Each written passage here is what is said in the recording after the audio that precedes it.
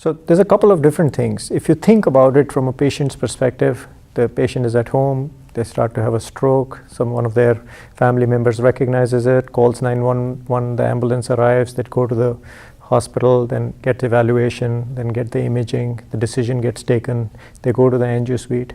In the angio suite, the groin puncture is done, you go up, you go to the neck vessels, and then finally you reach the brain. In this overall big picture, the part about getting to the brain and taking the clot out is probably 10-12 minutes in a total process which is 2 to 3 hours. What the main efficiency is in all these steps.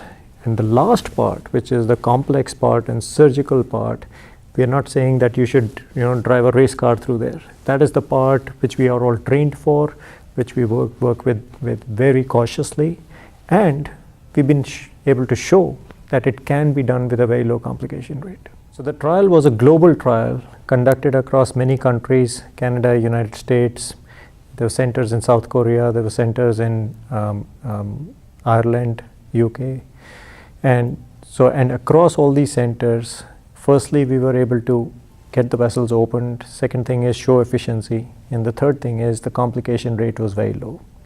Now, obviously, these 22 centers can hit the ground running and can obviously start to do this immediately.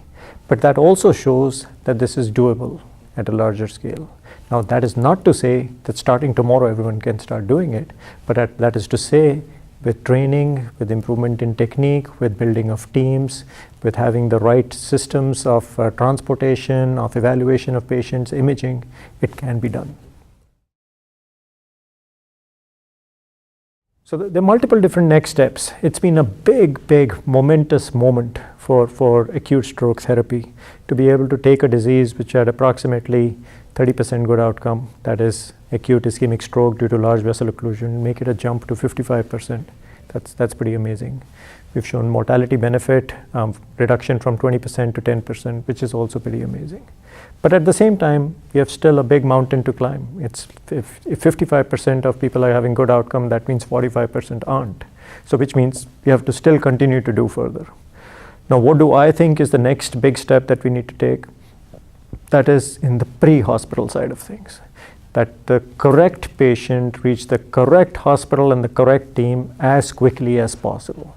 That is where I think we'll make the most amount of gains in the short term.